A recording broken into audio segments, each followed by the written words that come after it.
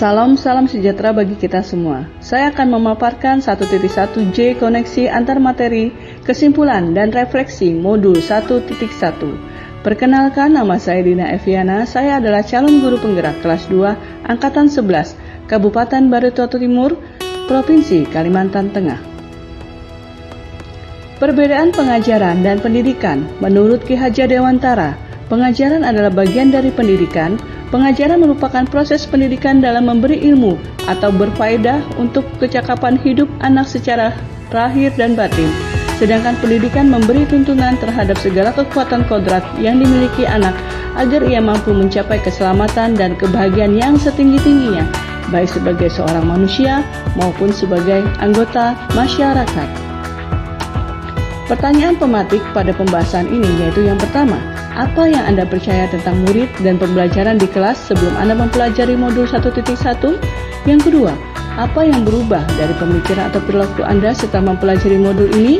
Yang ketiga, apa yang dapat segera Anda terapkan yang akan lebih baik agar kelas Anda mencerminkan pemikiran Ki Hajar Dewantara?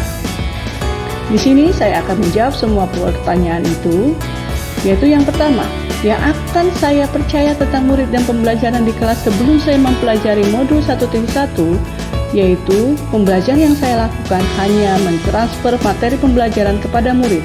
Yang kedua, lebih mementingkan ketuntasan penyampaian materi daripada pemahaman karakteristik murid. Dan saya hanya melakukan penilaian pembelajaran berdasarkan dari aspek kognitif murid saja.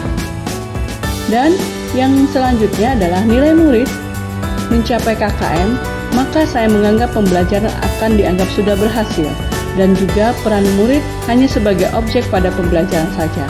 Sedangkan pembelajaran yang saya lakukan adalah pembelajaran berpusat pada guru dan hanya ketercapaian materi pada saat pembelajaran. Apa yang berubah dari pemikiran atau perilaku Anda setelah mempelajari modul ini? Setelah saya mempelajari modul ini, saya menyadari bahwa modul tentang pemikiran Ki Hajar Dewantara ini, saya melakukan tugas saya sebagai guru selama ini tidak tepat. Sebagai guru haruslah menuntun, bukan menuntut, dan pembelajaran dilakukan berpusat pada murid, bukan berpusat pada guru.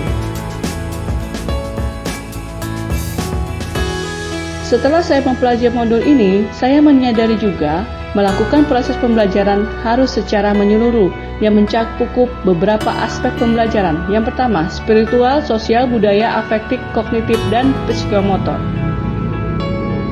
Di mana pembelajaran haruslah berpusat pada murid dengan pembelajaran yang menyenangkan, sehingga peran murid sebagai subjek pembelajaran yang memiliki kebebasan berekspresi, kritis, dan berkreasi sesuai dengan kemampuannya.